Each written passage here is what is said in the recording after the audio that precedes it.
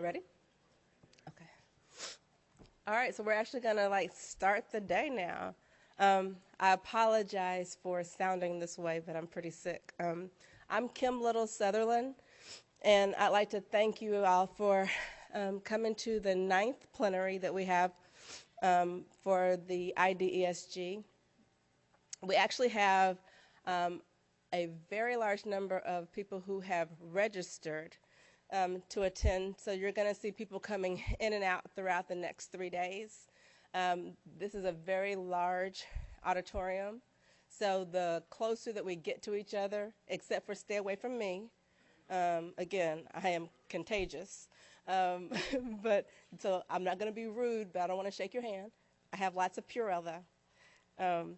But the closer that we can all kind of get together will help in some of the other activities over the next few days. There's going to be times when we are in this room and we need people to pair up with each other. And then there are a lot of other locations that we'll be using in the NIST facility.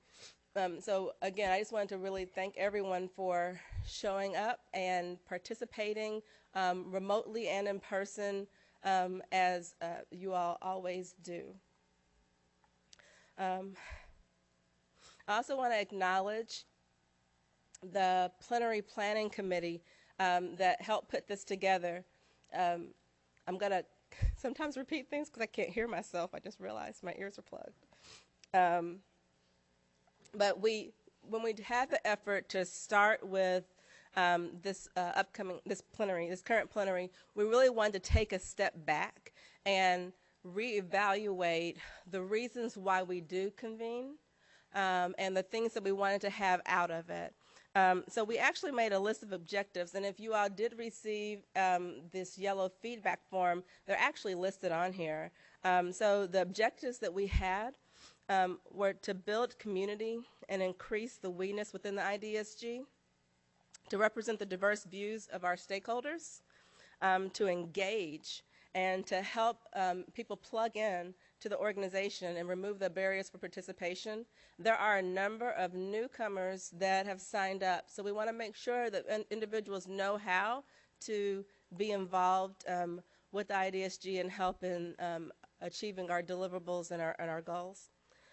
To communicate progress of our organization, to incorporate the external views from the outside of the IDSG, and to raise the profile of the IDSG within the broader identity ecosystem and outside the identity community.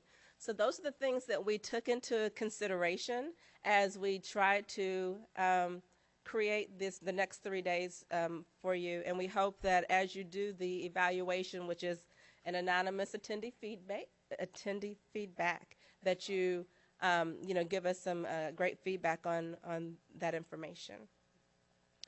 So the members of that planning committee were Jim Barnett, Kalia Hamlin, Andrew Hughes, and Adam Madlin, and Mary Ellen Condon. And so we met almost every week for the last 2 months to try to figure out how we can make this as meaningful for you. I also want to take a few minutes just to thank NIST for allowing us to have the plenary here. Specifically, Jeremy Grant from our NSIC NPO really gave us so much support in trying to get this together. And then also Donna Dotson from NIST is going to speak to you for a few minutes as well once I do all the general housekeeping activities. So thanks to both of you. We do have 2 sponsors for this plenary, and we try to use our funds as wisely as possible and try to make things stretch. We also want to have the opportunity to have some social events, and it's the sponsors that assist us in allowing us to have our plenaries within the budget that we have, and to also have the social events. The 2 sponsors for this plenary are Dr. First and LexisNexis. So now I'd like to go over some general housekeeping.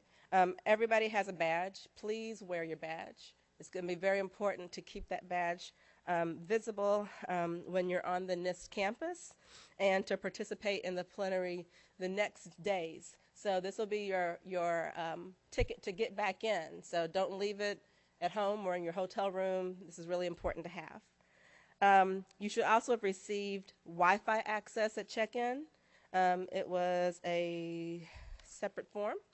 That will give you Wi-Fi access where there is the ability to receive that. Um, Emergency exits. They are clearly marked. NIST clearly marks everything I've learned.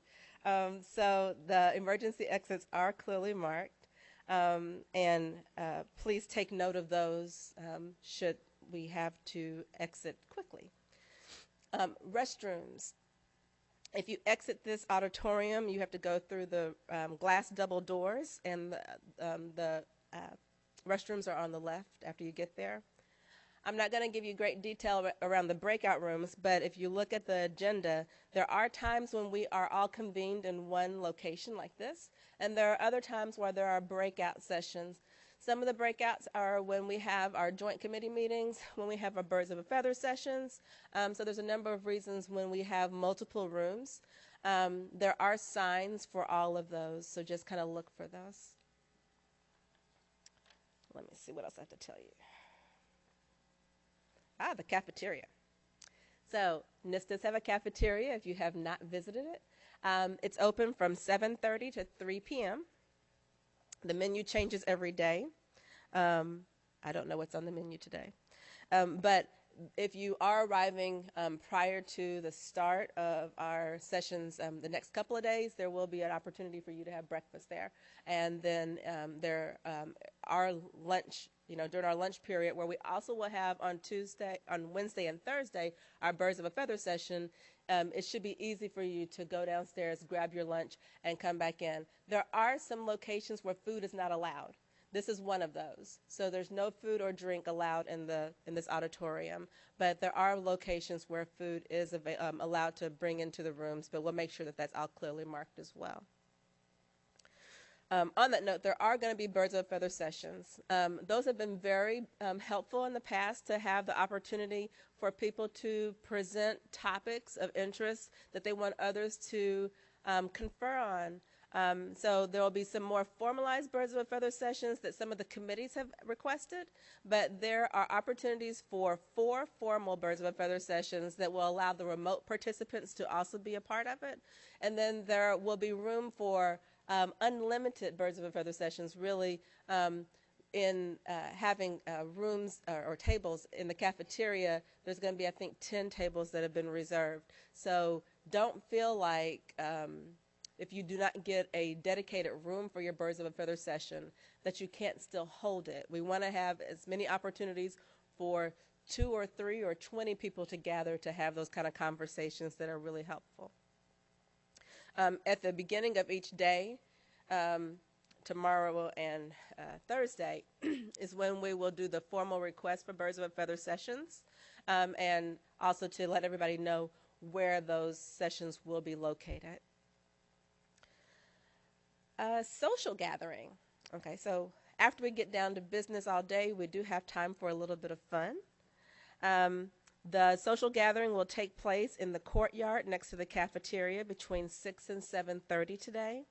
If it rains, we may come back indoors. I did see this morning that they said that there was going to be some afternoon showers, so we'll kind of play that by ear, but we do have an opportunity for a social gathering today. There also is another one tomorrow as well. Charging stations are in the back, so if you lose power or you need some more, not your body, of your devices, right?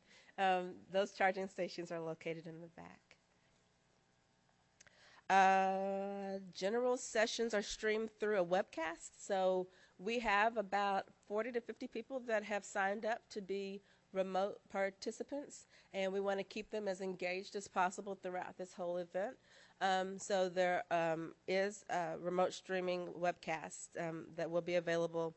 The breakout sessions will have clear details on the dial-ins and WebEx conferencing capabilities, again, to keep those individuals that are not physically here but actively engaged, for them to have a chance to participate. There's also a bulletin board outside if you want to post messages around anything from ride sharing or topics of interest. So just post any. We'll also post any changes to the schedule as those come up. The IDSG does have an IPR policy. And so please be aware of that. And there are copies at the registration desk for anyone who needs to have a copy of that policy. And then I also wanted to make sure that everyone who may have not met Mary Ellen Condon to allow Mary Ellen to stand up. And Mary Ellen has been acting as our executive director since the departure of Kay Shofart Cohen. And so she has been a wonderful resource to help us in keeping things moving. And so thank you, Mary Ellen, for everything. Trying to jump into the middle of an organization that has been in the forming stages for 2 years. It's not easy just to jump right in, and she has definitely done that. So some of you may have not seen or met Mary Ellen. We'll make a special sign for Mary Ellen so you can find her at any given time. So I think those are the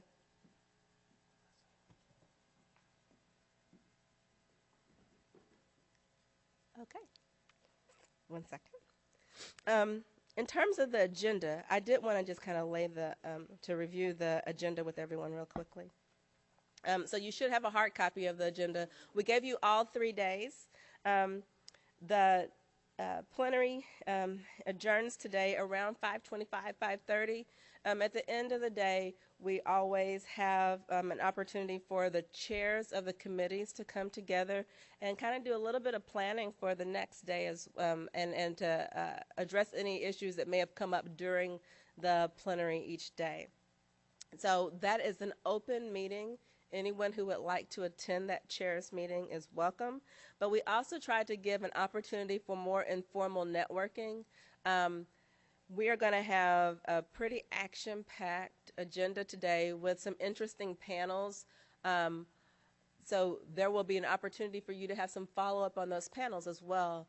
So you don't have to feel like you need to come to the chair's meeting if you're not interested, because I think there will be time for you to follow up with some of the pilots or even with some of the individuals that are on our consumer citizen panel as well. We really want to try to dig in with some of the individuals that we don't always hear from, but have a very vested interest in the type of activities that we do. You'll see that we start tomorrow at 8:15. Since we are in the D.C. area, we've also been very lucky to have a number of important invited speakers. So the next few days are going to be filled with some sprinkling of some different individuals that have been greatly involved in the identity management policies and practices for our federal government, initiatives that are underway, and we're going to get to hear a lot of different perspectives there. So keep that agenda close to you. We do end on Thursday, and we adjourn at 2 o'clock, but we actually have an attribute assurance roundtable that we would love to have as many of you involved in, where we're going to start talking about some detailed efforts around attribute assurance, and that's going to hopefully lead to a larger discussion that could be a full day event after this. But this is going to be a way for us at least to kind of level set with people who maybe have a big interest around attributes but have not been involved in the working group from the Security Committee. So this is going to be a way to get us started. We've had conversations with individuals from NIST and other groups that have a very big interest in this area. So that kind of gives you all the housekeeping pieces. After this, I'm going to have Donna come up and speak to you, but we do have a safety video, and we want to show that to you first, and then we can hear from Donna Dotson. So are we ready for the safety video? Yeah? Okay.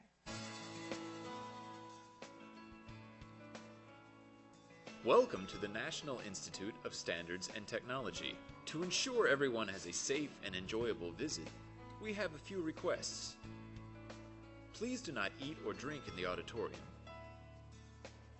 and do not sit or stand along the back wall or in the aisles. Cables for laptops and other devices should not be run across walkways. And now is a great time to silence your cell phone. In the event of an emergency, an alarm will sound and lights will flash. Please leave immediately by the nearest exit and go to the visitor parking lot.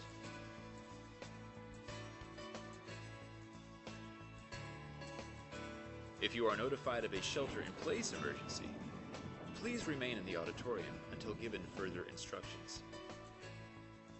Thank you. We hope you have an enjoyable visit. So I'm going to put a little bit of Purell on first, and then I'm going to welcome Donna Dotson to the stage. Thank you.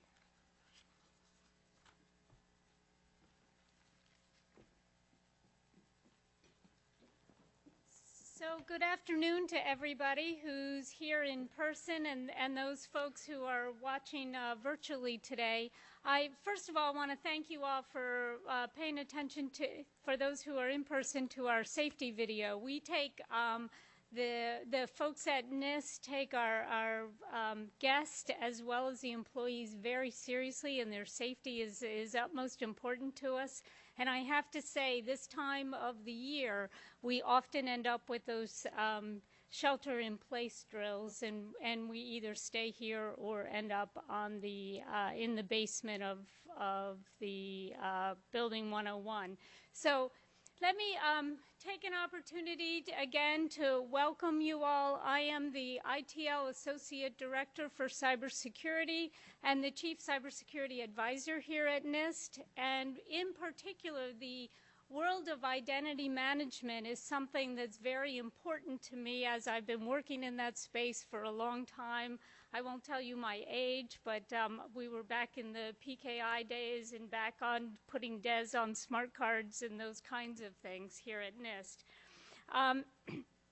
It really is a pleasure to have the IDSG actually come and visit us. NIST really has a strong mission here to promote innovation and industrial competitiveness through the use of measurement science, standards, and technology for the nation. And that's a pretty big charge, so you find chemists walking in the hallway and Nobel Prize-winning physicists, material scientists, etc. In the Information Technology Laboratory, we cover the major disciplines in computer science with a very strong program in cybersecurity and identity management.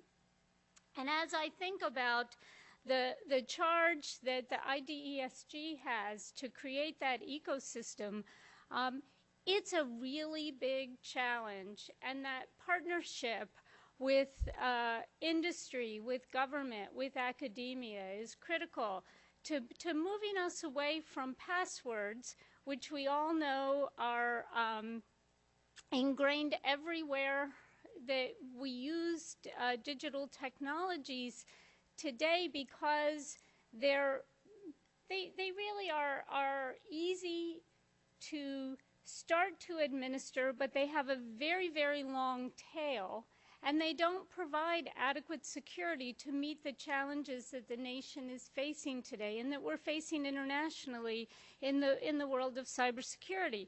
So I was thinking about some analogies, and I really haven't come up with any when I think about the task of the IDESG. You all really are unique, I think, in this challenge, because passwords have been around. They're a one-off, so I have a system and I put a password management bundle around it, and I don't have to be involved with other entities.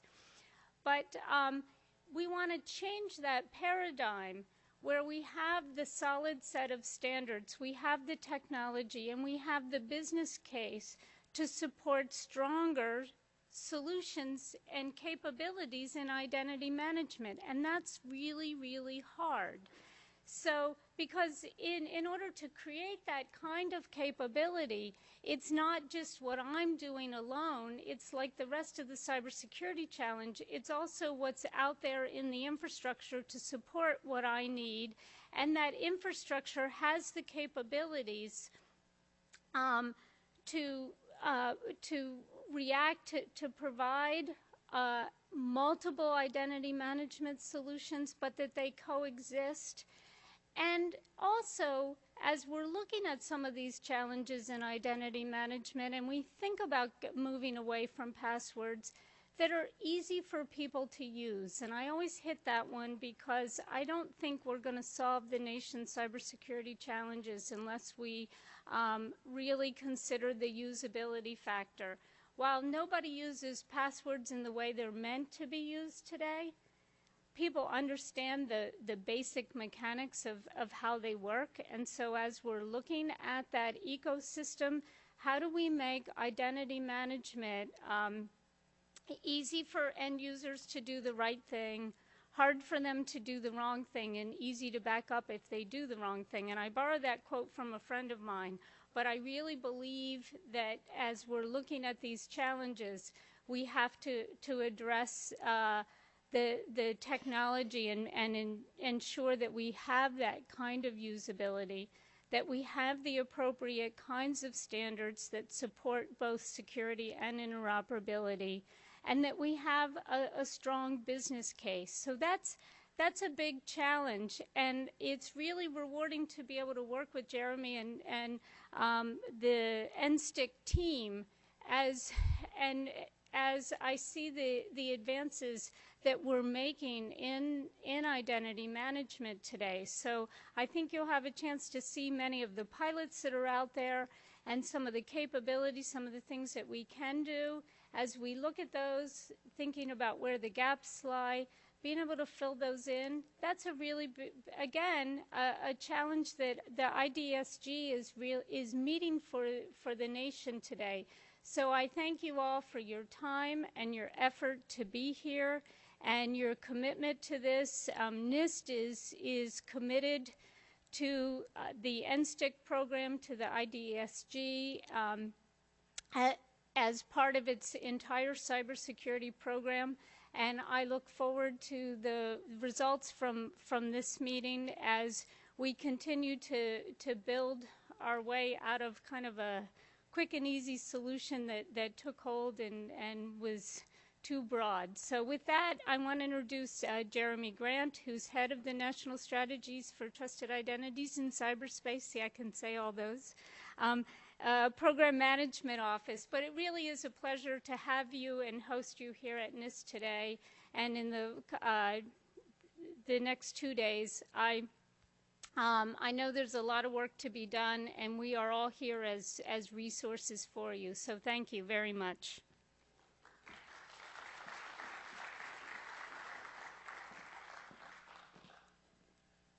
Well, thanks, Donna, and good afternoon to you all.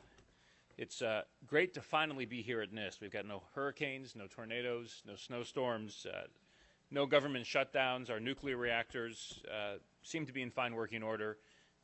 All of our experimental lasers at NIST, I think, are firing within their expected power ranges. Our nano manufacturing efforts seem to be under control, not on the verge of extreme self-replication that would turn the whole NIST campus and possibly the whole world into a heap of gray goo. For those who wonder what I'm talking about, this is the third time we've tried to host a steering group plenary in D.C. and the second time at NIST. But it's only the first one that's been successful, or at least got kicked off on time. We've had a bit of bad luck with disasters, both natural and man-made, so it's nice to know that we're not permanently cursed. Safety is a big deal here at NIST. There's a reason we were scrambling to get the video up. I think this is the only agency that I could ever work at where in my orientation, one of the features was learning what I should do if I accidentally spill liquid plutonium.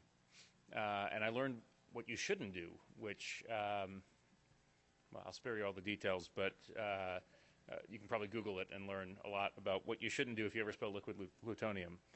So we don't have any of that here. The IT lab's actually one of the safer places to work in NIST, at least I think so. I'm real excited to host you here. We've got a great 3 days ahead. Our registration topped, I think, 225 in person, and I don't think we have all of that here, although this room is so big that all of you spread out looks like we're a smaller group than we are. But I think between that and about another 100 who registered to participate online, we're going to have one of our largest plenaries ever over the next few days. I'm thrilled that all of you are here with us. Today we're going to be discussing citizen and consumer perceptions on identity in a session I'm really excited about. Realizing that the identity ecosystem has to work for all Americans, this is a session that will explore just what that means and give us a chance to hear from some groups and organizations that are not always at the table in these kinds of discussions. Today we'll then have a chance to hear some updates from our pilots, and when things wrap up, we'll be hosting a social hour here at NIST. One additional housekeeping item. I know a lot of you came in through one of the back gates. I've been told that gate will be closing at 6:30. And since our social hour runs till 7:30, you can exit through the main gate. You will need to hang on to your badge to show it on the way out. Also, if you metroed here, the last shuttle to the subway is actually at 6 p.m. tonight. But if anybody wants to stay longer for the social hour, you'll just have to try and catch a ride to the metro, which is only a couple miles from here. So just want to make sure nobody gets trapped at NIST, although that could be the premise for a great movie. Tomorrow morning, we'll kick off early with remarks from Michael Daniel. Michael's the White House Cybersecurity Coordinator. He and his staff have been really essential to NSTIC from the moment the strategy was first conceived, and it's great that our being here in Washington will allow us to hear from him. From there, we'll launch into a good day of working sessions, both in plenary and committee. Thursday morning, I'm excited that we'll have another couple bigwigs. We'll be kicking off early in the morning with remarks from Joy Pritz, who's the Chief Privacy Officer at the Office of the National Coordinator for Health IT at Department of Health and Human Services. We've worked real closely with Joy the last few years at ONC to make sure the standards and incentives for the deployment of Health IT are aligned from the start with NSTIC. And given the importance of identity to realizing the promise of Health IT, after all, it's pretty hard to be releasing medical information if you can't confirm that it's not going to a dog on the internet. I'm looking forward to her talking about how important NSTIC is to her sector's mission. Also on Thursday, I'm really excited we were able to get the brand new Acting Deputy Secretary for the Commerce Department, Bruce Andrews, to come talk to us. He's new to this role, but he's been working as part of the leadership team at the Commerce Department for a long time, and he'll be telling us a bit more about the importance of identity to a number of important Obama administration initiatives. Let me shift to just talking a little bit about where we are with the Identity Ecosystem Steering Group itself. We're coming up on 2 years in August since this organization was launched, and a lot's happened since then. We've drawn support and membership from more than 200 companies and organizations, ranging from major Fortune 500 firms to consumer and privacy advocacy groups, to academics, to government agencies, federal, state, and local. If I would have ever pulled you aside and told you that Citigroup, LexisNexis, the Electronic Frontier Foundation, Aetna, Neiman Marcus, Symantec, Salesforce, the GSA, Oracle, and the AARP all walked into a bar and agreed on something, well, aside from it being kind of a bad joke, you'd be scratching your head. But it's the diversity of organizations like these and many others who have been participating. And by the way, everybody I named has served in a leadership post in IDSG at one point or another. This, in my views, really provides the strength of the organization. It's the one place out there where so many different types of people can come together and engage in an effort to get online identity right. The steering group's created a priority action dashboard that lists out key deliverables for the identity ecosystem framework, as well as a roadmap for how to get it completed, and taken significant steps to get version 1 of an identity ecosystem framework in place by the end of this year. And the steering group itself is incorporated as a not-for-profit corporation, with private sector leadership increasingly taking the reins. As part of this, we're expecting next month to announce a new grant from NIST to IDESG Incorporated that will both keep the organization alive as the current grant runs out, and also inject new resources into the group that will help to accelerate the development of the identity ecosystem framework. As I first detailed back at our last plenary in Mountain View several months ago, the following agreement that we're working on will really support 3 primary components. First, it will continue to support back-end infrastructure and services needed to keep the lights on and continue to provide support to members. Second, one thing we've seen over the last 2 years is that as long as the bulk of steering group deliverables are supported primarily through volunteer efforts, the pace of its progress is going to be limited to what can be accomplished if we can make dedicated resources available to support its work. Given that this identity ecosystem framework is a national priority, NIST believes its development can be accelerated through dedicated program support over the next 2 to 3 years. Given this, the new agreement is going to fund the establishment of a new framework management office within IDESG who will be responsible for assisting members and committees with coordinating the development and acceleration of the identity ecosystem framework, making sure that we have deliverables to support this ecosystem in the years to come. The new function will, among other things, be robust enough to support the hiring of some technical experts that can augment the work that all of you are doing as volunteers and help support the committees in accelerating the pace of quality deliverables. Third, the new agreement will have some funds for the steering group to establish an outreach program to proactively inform and educate stakeholders about the ecosystem with a goal of recruiting a wider range of participants from all stakeholder groups in the steering group. As we get excited about this new phase of the IDESG, let me also take a moment to thank the folks at Trusted Federal Systems for their role in birthing this organization and helping to get it this far. For those who don't know the history, after President Obama signed the NSTIC in 2011, we asked the public, is there any existing organization that can tackle the work that's needed to make NSTIC a reality? And of 57 responses we received to a formal notice of inquiry, none of them pointed to one. So we had to do something new. But creating a new organization isn't particularly easy, and through a grant, we selected TFS to serve as the initial convener and facilitator of the organization. It was a notable challenge in the fact that the steering group, in less than 24 months, is poised to become its own independent organization governed by a board of directors, is, in my view, a testament to the job that was done by the team at Trusted Federal. So I just wanted to take a moment to thank them. Let me just shift for a moment as well to focus on pilots. I've had questions from a lot of you on the current state of funding for NSTIC, and while it's a bit of a tricky topic, I did want to address it today. For those who have not been closely following the appropriations process for the upcoming 2015 fiscal year on Capitol Hill, I can't imagine why you wouldn't want to closely follow that. The House actually proposed to cut our funding in a way for 2015 in a way that would eliminate all dollars for pilots. Now note that the proposed House cut would still allocate funds for the steering group and other NSTIC National Program Office activities, but the pilots in particular were targeted, with the House Appropriations Committee claiming what they called a lack of progress in the pilots. Now, without tackling that directly, other than to simply say we obviously don't agree with it, I'll simply note this is the third time in 4 years, if you look at the history of this program, where the House has tried to cut funds for NSTIC. Each time the Senate's come in with a strong support, and in the end we've had a real solid budget emerge. So while it's obviously hard to speculate what the outcome will be this year, I will note the Senate came in with a bill that fully supported the President's budget request, and in the committee report specifically called out for making sure that funds were there to support additional pilots. So that's where we are there. And later today you'll have a chance to hear from 4 of the most recent round of pilot awardees about the very good progress each of them are making. I'll say we've been really excited by the progress pilots have made thus far. We hope many of you feel the same way. Certainly the feedback we've gotten from previous steering group sessions on the pilots has been really positive. When we chose the pilots, we specifically selected ones that pushed the envelope, picking pilots that presented some risk but also the greatest benefits, the greatest upside. So our expectations from day one were that some would succeed and some would struggle. And given this, we've been thrilled that there has been such great progress across the pilots, and also believe the steering group has learned both from the pilot successes and from areas where we haven't had successes. Focusing on the pilots a bit as well, we're also putting together a session for an NSTIC workshop we'll be hosting at the Cloud Identity Summit in California next month that will highlight the truism of one of my favorite identity t-shirts from over the years, the one that reads, "Ain't no party like a relying party." At CIS, we'll be featuring speeches from relying parties that are participating in pilots from organizations like Sears, the AARP, and Broadridge, each of them who will do a deep dive in their efforts around trusted identity and the way that the NSTIC pilots are supporting them, and also detail the value proposition that they see from an NSTIC-aligned identity ecosystem and how it offers their organizations value. At a time when relying parties are as elusive in identity discussions as goals in a World Cup match, we're excited to see a number of big names starting to embrace the concept of an identity ecosystem. The workshop's at a bit of an odd time given the conference scheduling. It's a Sunday morning from 9 to noon on July 20th. We do hope to see many of you there. In addition to focusing on some of the relying parties, I'll be speaking. Kim, I think you're speaking. And we're still working on a couple other parts of the agenda. One other person who'll be speaking is someone I wanted to introduce who just joined our office a couple weeks ago, Paul Grassi. Paul, if you can stand up and wave or shake it or something.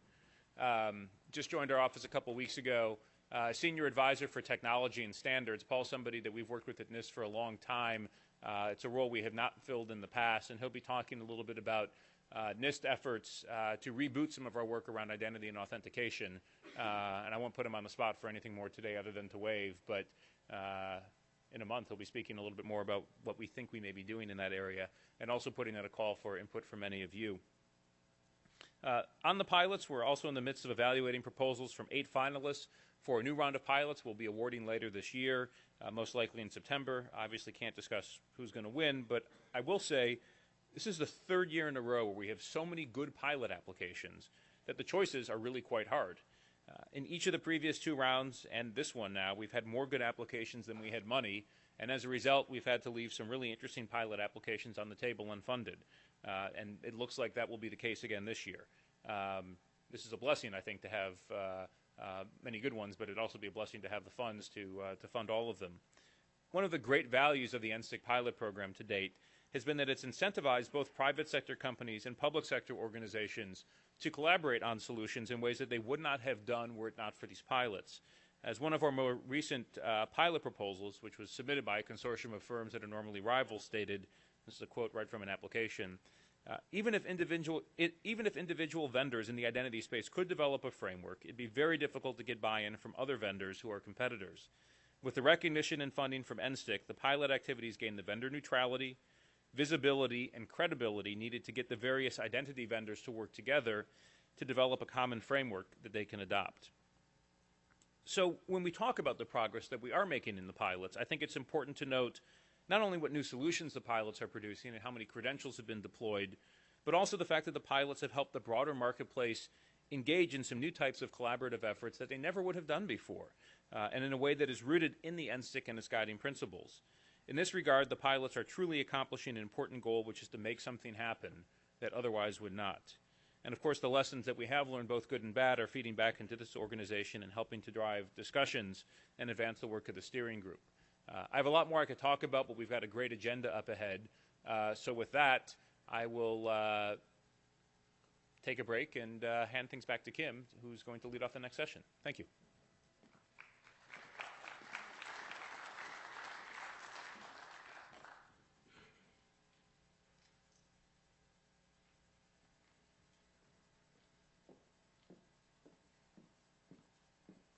Thank you, Jeremy and Donna. So if you look at our agenda, the very next thing that we're going to spend a little bit of time on is trying to get everyone grounded with some of the conversations we had at the last plenary. One of the things that we started the conversation around was the identity ecosystem framework. We talked also about the fact that the Management Council was going to have a strategic planning effort where we were starting to work with an external resource, a consultant, to help us in thinking through some of the things that we need to have in mind as we help drive the organization towards having a true strategic plan for the upcoming year. That's also a requirement of the grant process that we're undergoing. We hope to be able to have very clearly articulated and documented our overall strategic plan in the next few months. So we wanted to take some time to have Peter come up and give you a little bit of feedback around what's been going on in those efforts. So, Peter.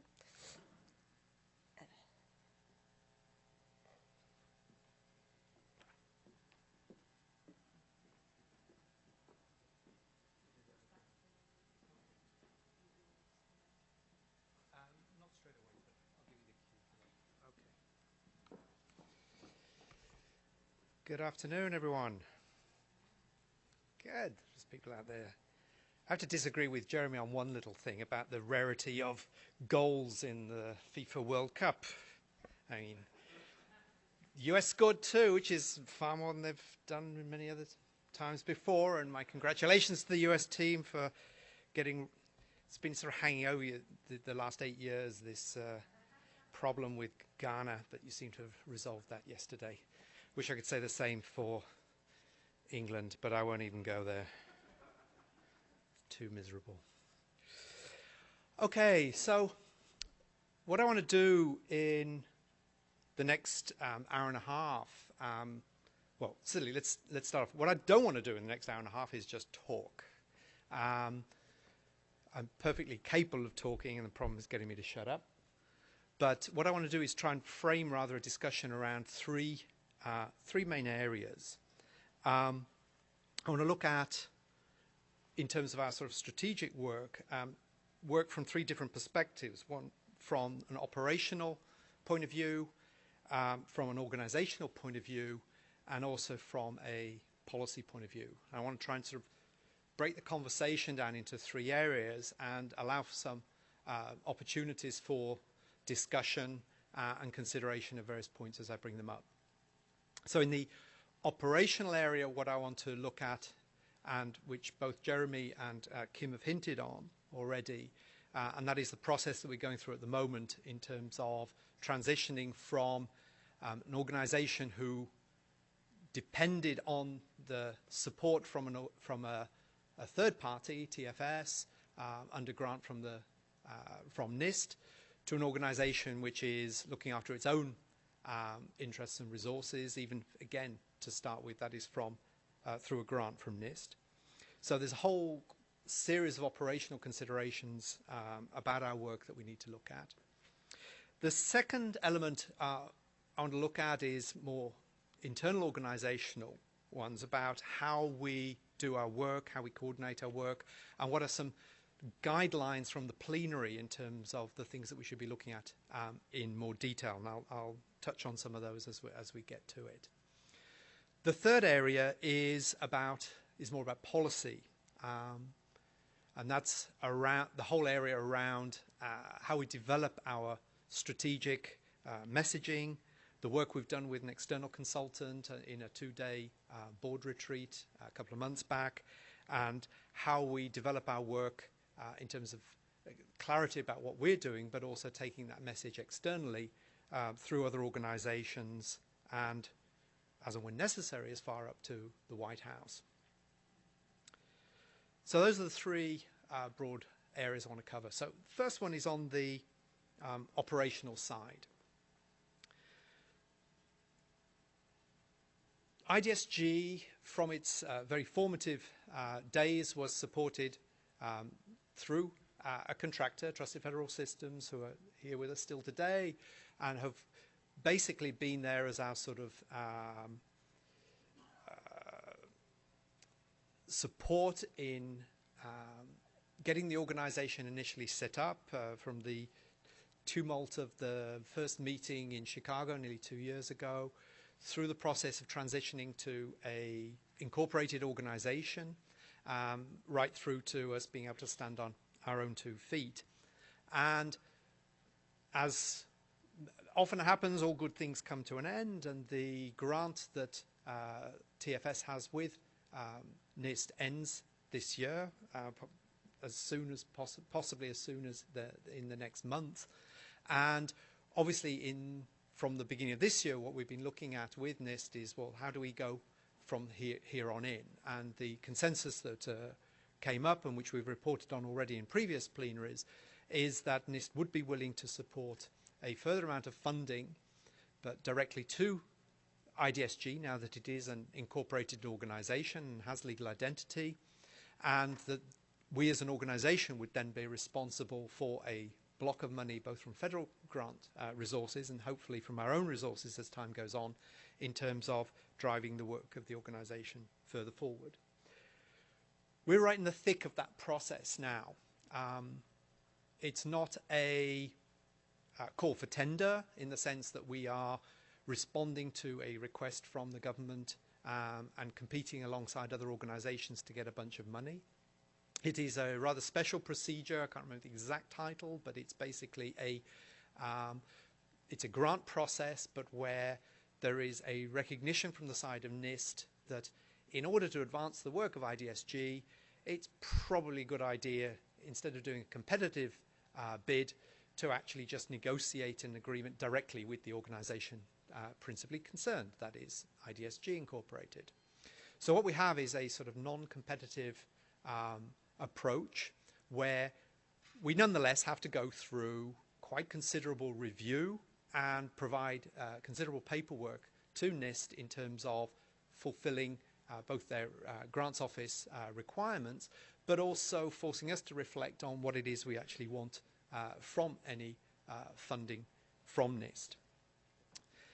The approach we took was, and we, just to clarify for those of you are new to this, we have a management council which is directly elected, the members of which are directly elected by Plenary, and the most recent elections, as you know, were early in the spring, and we have a term of office for 1 year. In addition to members of the management council, or in addition to having the management council as a body of IDSG, which is responsible directly to the plenary, we also are required, because we're an incorporated organization, to have a board of directors, which has the fiduciary responsibility for the incorporated entity. And as many of you all know, we decided that the easiest way, rather than making things more complicated, was to have the members of the management council serve as the members of this elected board. But the issue of negotiation with NIST, and for the grants issue, because that comes under the fiduciary responsibility of the organization, is something which is being undertaken by the board, or by us members with our board member hats on, rather than our management council hats on. That slight distinction apart, the work has been the same. The amount of work that's needed to be done has led the board to a view early on to say the only way we're going to be able to commit to doing the submission on time is to give a broad mandate to the officers of IDSG, which is myself, Kim Little as treasurer, and Kay Shopard-Cohen as secretary to the corporation, and give us a broad mandate to prepare the paperwork, do all the work in terms of making the submission. And we've done that, and we reported out to the board this morning in a quite extensive executive session to go through all the details of the submission and where we are at the moment. So what I'm going to try and give you now is a sort of update of that board update, and give you a sense of what it is we are proposing. So broadly, the grant monies that we're looking for are intended to cover 3 broad areas of work. Our first assessment as an organization was that we are not mature enough today to be able to take on the entirety of the monies that NIST would make available to us, plus any that we're able to raise ourselves, manage that entirely ourselves through our own staff and through our own operations. And as such, what we decided to do instead was to say, aside from a single staff member, which would be the executive director, who would be responsible and answerable to the board, that the remainder of our application would be focused on subcontracting work to a number of external suppliers. And what we're doing is we've built that out in 3 distinct areas. The first area could be broadly called sort of, and I take no, I don't think it's trademarked as a phrase by Jeremy, but a phrase he uses often, which is, you know, keeping the lights on.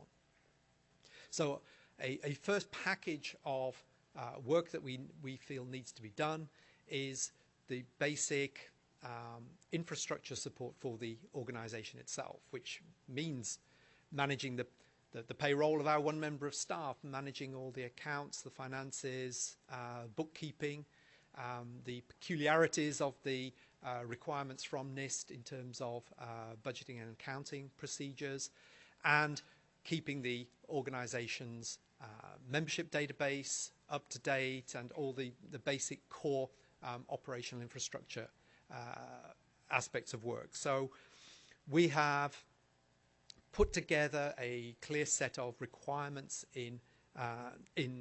for that area, and we put that out to a not really a call for tender, but a request for proposals to a number of organizations, asking them to give us a sort of dollar amount and a response to their ability to provide services for that first package. The second package is more, let's call it organizational and policy support. So whereas the first one is much more pure operations, the second one requires a bit more sensitivity to the organization, and that requires support for the operations of Plenary, everything from the calling notices and the operations of the Plenary and the things that we see and experience as taking part in the Plenary, whether in person or remotely, through to support for the various committees, everything from helping meeting management to keeping good records of meetings and follow up on deliverables being done, but also a lot of the external facing communications work, so the management of the organization's website, wiki, and other member-facing services. So first package on the sort of pure logistics and operational stuff, a second package much more about the organizational stuff. The real meat, I think, in terms of a core concern of the organization, in terms of where we want to go, is in the third package. And the third package we've called, for want of a better phrase, a framework management office. We've discussed in detail, I think, in the last two plenaries about the objectives of the organization and where we're trying to take it. And the consensus that has emerged is that whilst there may be a identity ecosystem out there already, whether the good, the bad, and the ugly of it, our core concern is to develop a identity ecosystem framework which is a combination of policies, procedures, standards, and guidelines for organizations that want to see that ecosystem operate in a much healthier, privacy protecting, trusted and reliable way. And to that end, we see the development of an identity ecosystem framework as being a sort of core part of the mission of the work of what the organization needs to achieve. So in our discussions about how we construct the breakdown of monies that we would like to use from any funding from NIST, we realized that a large part of it had to be dedicated to the support for the development of this identity ecosystem framework.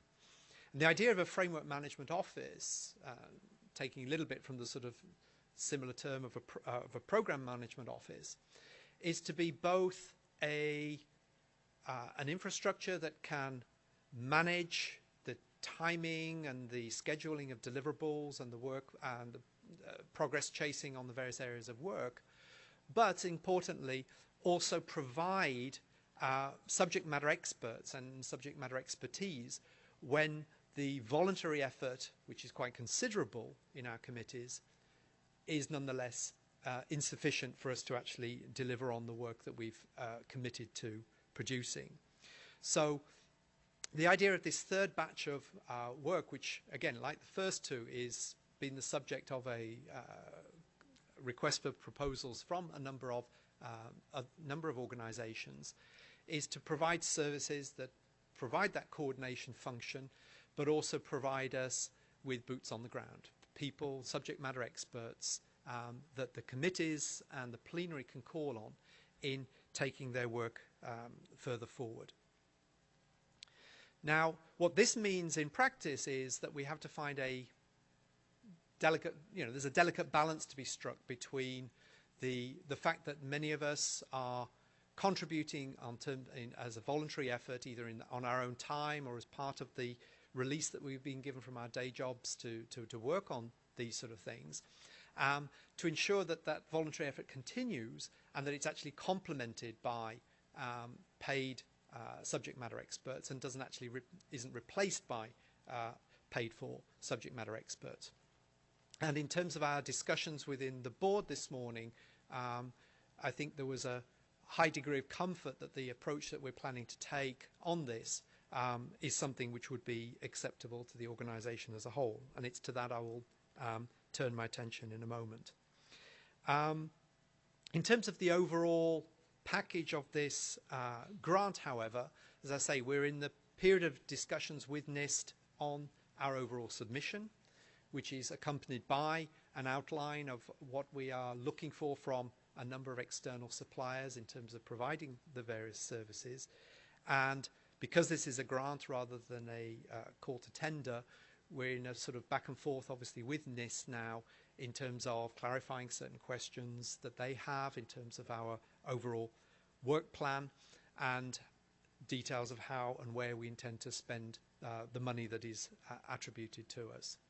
We haven't at this stage made any final decision about which supplier to go with for each of those three categories.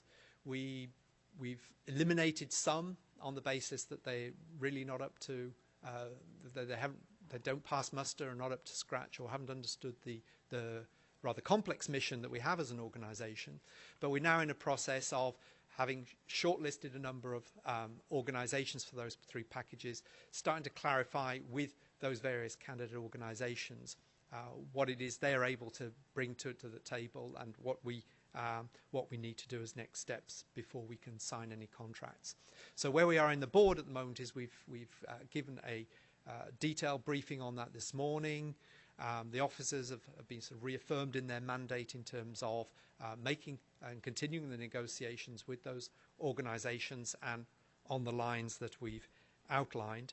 And our hope is to be able to transition to support for or from these external bodies in the coming months.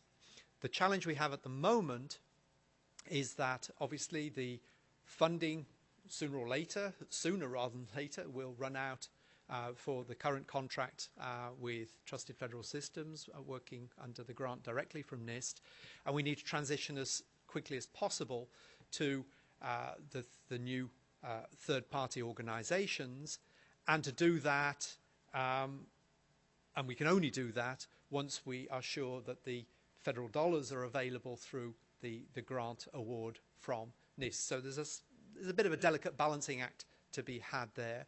But in the update we gave to the board this morning, I think there was a general sense of comfort that that we've looked at this from a clear risk management perspective to ensure that the health of the organisation is not disrupted in that transition period. And I think the way things are looking, that by the time of our next plenary, which will be in Tampa in Florida in September, we will have transitioned to support from the external organisations and be autonomous as an organisation in being responsible to those contractors.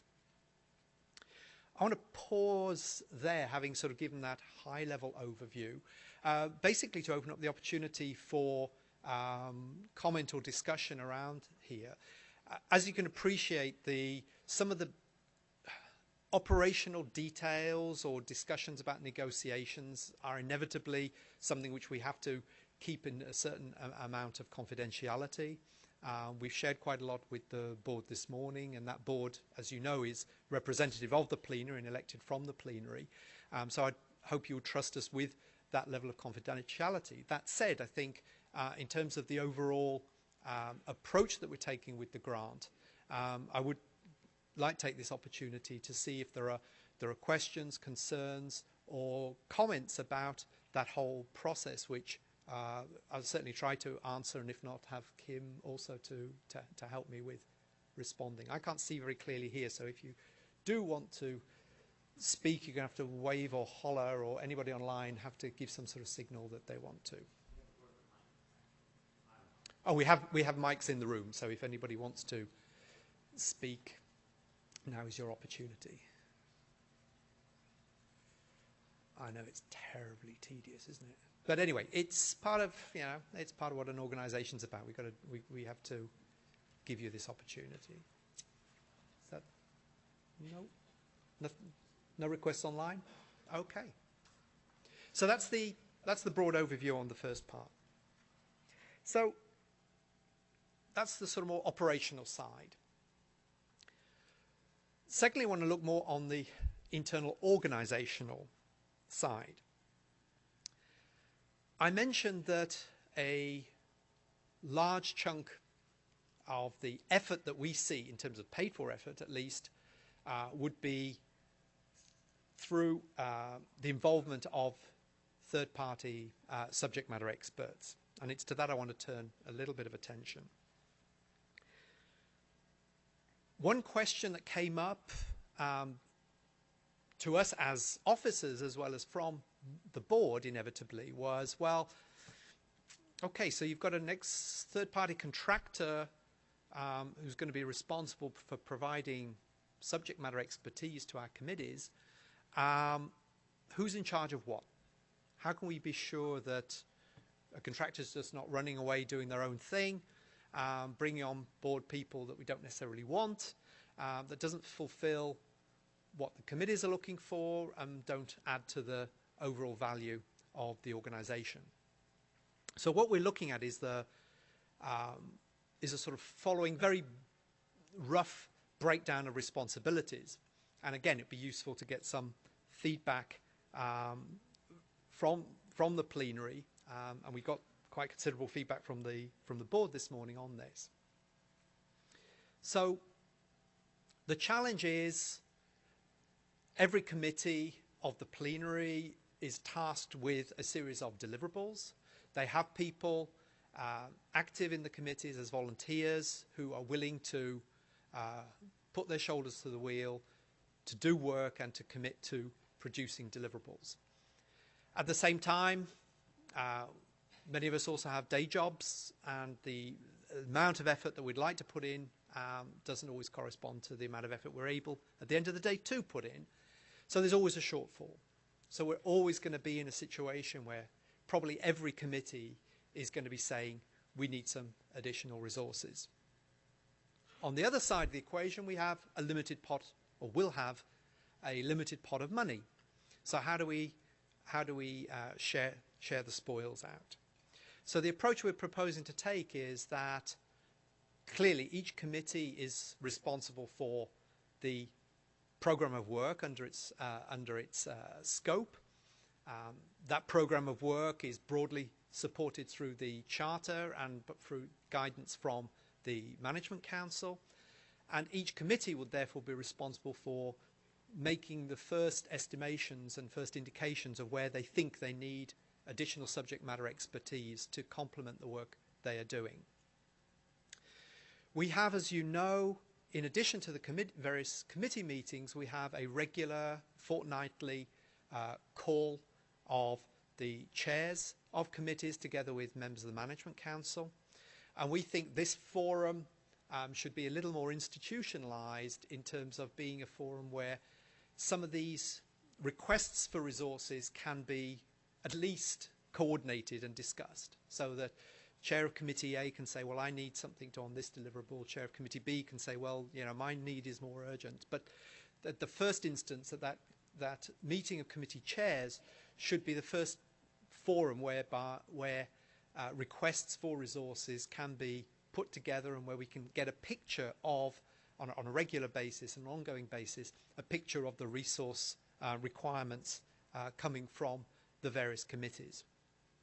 Now, inevitably, well, maybe not inevitably, but I think it is likely that the requests from chairs for support is going to outstrip the available resources. So at some point, although the committee chairs can coordinate the various requests and try and give some sort of harmony and overall sense of what's being requested in terms of resources, it's probably going to be down to the Management Council to have to negotiate or arbitrate those various requests. So our proposal is that together with the committee chairs, the Management Council ultimately will have to be the arbiter of resource allocation for the subject matter experts based on an overall assessment of how the various requests contribute to the organization's objectives and fulfilling on its work plans and work commitments.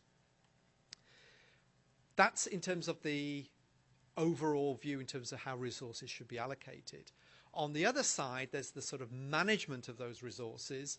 Our approach is to say that one of the functions of the executive director will be to obviously work with the contractor that is responsible for providing us with subject matter expertise and ensuring that the people being made available and the resources being made available within the overall limits of the budgets that are made available are in line with the sort of policy requirements as articulated by the committee chairs and as arbitrated by the Management Council. So we've got, I think, a reasonably clear separation of responsibilities where it's the elected committee chairs together with the Management Council that are giving a sense of the urgency, the priority and the importance of the various areas of work, and where on the other side, on the operational side, the Executive Director is responsible for working with the contractor to ensure that the various people, the various boots are on the ground in the right committees.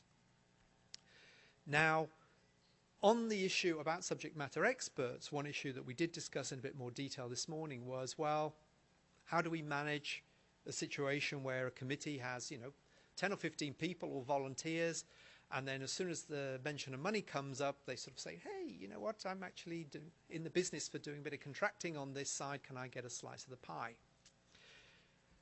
It's inevitably going to come up, and I think what we've said as very broadly is it'll be the responsibility under the direction from the board for the Executive Director to work with the contractor to ensure that the subject matter expertise and the subject matter experts that are brought on to the various committees, that there is no conflict of interest in terms of the people that are brought in. So that there's a clear understanding that the work that's being contracted and the subject matter experts that are brought in are clearly adding and complementing the work that's already being done by volunteers on the various committees. And I think that's something we're fully conscious of in terms of trying to find the right sort of balance there, and something which we will need to keep in mind in the contractual relationships going forward. But personally, I feel that there's a large element of common sense to be exercised there, and I think that most people realise that at the end of the day, the amount of money that we're talking about is relatively small compared with many other commercial contracts. So the good judgment and good sense, I think, will prevail in terms of how those limited resources are made available. So basically, there is an approach there to separate the coordination and supply side, demand side from the supply side and the operational logistics. Another issue around organizational questions, and which was hinted at, I think, a couple of times in the last two plenaries, and which we've started to get our teeth into, is around, let's broadly call it, the simplification of our governance and governance approach. The one driver we have for this, which I think we've already pointed out at the last plenary, is that we have an unfortunate provision, let's call it that, within our current rules of association, which basically mean that the Management Council, as it was elected in this April, I think it's 13 out of the 16 members of that Management Council under the current rules will be term limited, and unless there is some change in our rules of procedure, the Management Council next year would consist of 13, would require to consist of 13 out of 16 new members. And everybody, I think there is a very broad consensus there that that is an organizational risk that we really ought not to have, and that we should be addressing that. And what we intend to do in taking that on, and we've had some discussions already about this, both at our two-day retreat back in April, which I'll be coming on to shortly, as well as amongst the officers, is to include that in a package of other reforms to try and simplify our overall organizational and operational procedures. And I think there are a number of pointers there in terms of what people are looking for. One is clarification and simplification of the respective roles of the Management Council and the board. For example, we have a requirement to have a board, which is a requirement of state law as an incorporated organisation, and we have the Management Council, which grew up as an entity through our original rules of association. So there are a number of questions about, do we need two different bodies? If not, what should their respective roles be, and how can we clarify that? If there are separate bodies, how do we make them more distinct and more efficient? So there's some questions around the role of Management Council and Board. But it's also about the operation of plenary and committees. I wouldn't say we've got into a rut, but we've got into a relatively comfortable, maybe too comfortable regime of committee meetings and plenary. And there's been some discussions and consideration about whether we should also keep ourselves on the ball and aware of potential other ways to get work done. And I know Kalia, I don't know if she's in the room here, but certainly Kalia, has been very active in forcing the discussion, quite rightly, about ensuring that we are functioning as an organisation in a way that actually helps deliver on our overall mission and is inclusive and open as possible. And we see that in terms of looking at the way plenaries are organised in the future, the relationship between plenary and committees, but also looking at new opportunities for discussion forums, online forums, and other means to promote engagement. There is also the issue about, for example, the role of the Ombudsman. We have, I think, as a good requirement in our initial rules of association, and at a time when the organisation was just getting on its feet, we weren't really sure who was in the room and how things were going to go, to know that we had an external entity on whom we could call to deal with resolution of conflicts or issues or whatever, who's totally impartial and not answerable to anybody in the organisation. We felt that was a very, very healthy thing to do. And as a result, we've got a number of recommendations from the Ombudsman, which have been from the sort of micro level of details and support for committee chairs on the best practices and handling issues within committees, up to a sort of more macro observations on the way the organisational governance goes forward. And I think certainly like to sort of hat tip to Steve Mednick, who's served in that function for the last 2 years, for all the work that's been done there. As the organisation matures, we see that a lot of the issues that may have needed or may have required an ombudsman in the first couple of years have thankfully gone away. They've been resolved, and Steve's sort of done himself out of a job in a way because he's managed to come up with recommendations and work for ideas and recommendations for how we should deal with things in the future. But I don't think the issue goes away entirely. What we're trying to look at, though, in terms of the approach we take going forward, is a more measured approach to dealing with potential disputes or conflicts. And in that sense, what we're looking for is to try and introduce a sort of like an escalation system, whereby if somebody has a concern or a complaint, that it can be dealt with, for example, within a committee, that if there's no satisfaction there, that it can go on to another entity, whether that's the chair of the plenary or onto the management council, onto the board, and that the idea of having an ombudsman is something of a resource of last resort, which we would call on when all of those other measures have failed, hopefully not failed, but to keep that as an option. So there's some issues there also about how we manage a relationship with the ombudsman. So all in all, there's a series of measures that we need to think about in terms of simplifying and streamlining the process of governance of the organisation, both from the individual roles right through to the various committees and the management council and the board, and that we will be discussing and trying to give some substance to in forthcoming board and management council meetings to present to plenary for recommendation. I see Kim there. Do you have some elements to clarify or add? Oh, right. I don't hear. I hear you, but the mic's not on there. I don't think so. Hello? Yeah. Okay, there's an online question from Brian Russell. How will you ensure that the SME will not be overloaded as volunteers defer to the experts? You want me to answer? My guess is probably as good as yours, Brian. I think it's a legitimate question. I think it was formulated, or let's say similar sort of concerns were raised this morning in the board about how that is handled. I don't have an immediate answer to you on that, but let's just say it is a concern and it's something we will want to keep track on. I think my personal view is just to show people some of the maths and say that if you really think you're going to make a core business out of becoming a subject matter expert rather than a volunteer, you're probably not going to make a lot of I wouldn't give up your day job to do it, let's put it that way. But I think it's going to be a matter of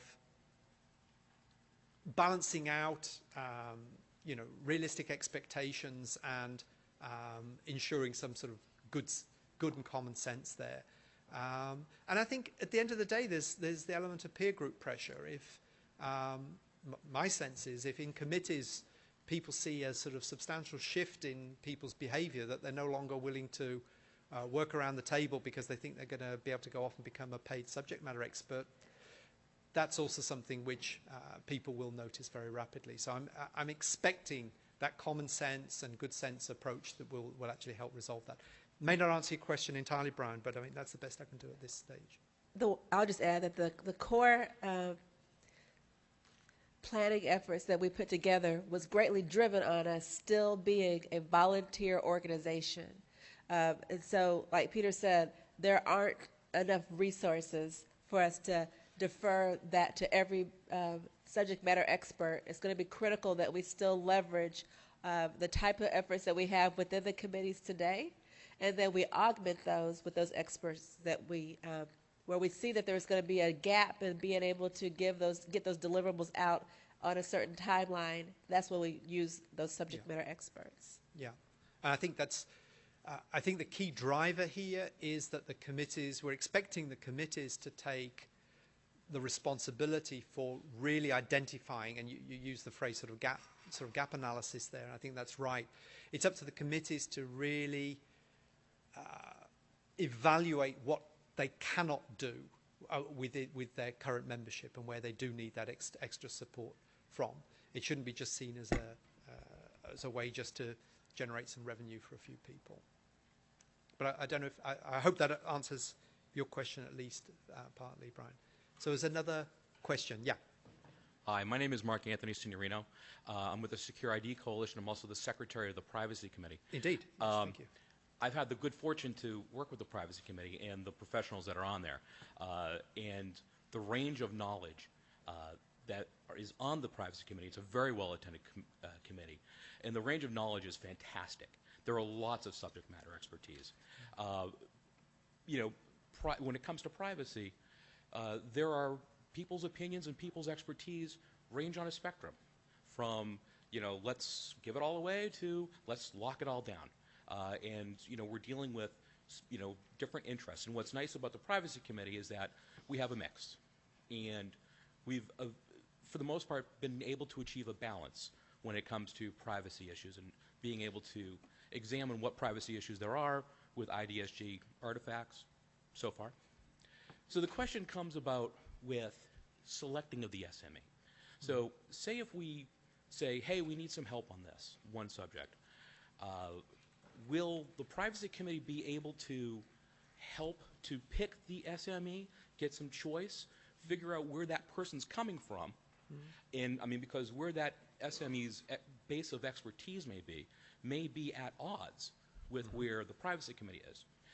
Another question to that end is this the voice of God because it was paid for with government money or with IDSG money? And so how much weight do we adhere to this, weigh to this SME's opinion? And I guess this brings up another question. Right now we have a number of members of the MPO that participate on the Privacy Committee, and we love them. They're fantastic. They are subject matter experts, and they provide a wealth of information to us. What is, now that the IDSG will be its own organization, where does the government MPO stand? And are they, because we're accepting government funds, are they the voice of God still? Or are we free to come up with our own ideas? And are they just participants, just like the rest of us? Or are they special participants, a little bit more special than the rest of us? But we love them, and we respect them. But I think there needs to be some kind of understanding of because we're going to be a separate organization, and there's probably going to be charging us money for this, you know, to be participate at some point in the future. Question is who's, you know, we're an organization of equals. Who's going to be more equal than whom? No, great questions. On the first one, how to pick and who gets to pick. Actually, on all of these questions, I don't think there is an answer today, but the questions are definitely on the table in terms of what the answer should be. On that first specific question, again, I think what we're looking for is for the committees to be in a position to really clarify, if you like, their requirement. This is the sort of thing we need, and this is the sort of profile, the expertise that we need to achieve this particular piece of work. Please go find somebody with this sort of background. And I think under contract, this Framework Management Office will be responsible for going out and trying to fulfill on that mission to bring people forward. Will an individual committee have a sort of right of veto, right to pick and choose? I don't know today. But I would suggest that it's probably going to be a pragmatic and good sense balance between a committee being able to assert up to a certain point, saying, you know, this is what we think is really needed here, and where the Management Council, maybe as a board overall, will need to sort of say, okay, but we think this person is probably better because they can fulfill on what you're doing, but they can actually help fulfill in some other area which is not in your committee's area but somebody else's. But ultimately, I think anybody that is chosen is clearly someone that has to be able to work with the committees. So I think to an extent that comes back to or links with your second and third questions. We would never want a situation where somebody's just coming and preaching sort of ex cathedra to the committee and sort of saying, here is this is the solution, this is the answer, this is the way you're going to do it. I think the committee is the one that is responsible for making a deliverable, and if they're not happy with the work that's being proposed by some subject matter expert, either before they start doing the work or during the course of the execution of the work, I think that committee is absolutely entitled, or more than entitled, has a responsibility to flag those up and say, you know, this isn't working. So I think the mechanisms of how we do that, we still, you know, we're all in sort of new territory here. And I think, you know, we've got to work together to make that happen.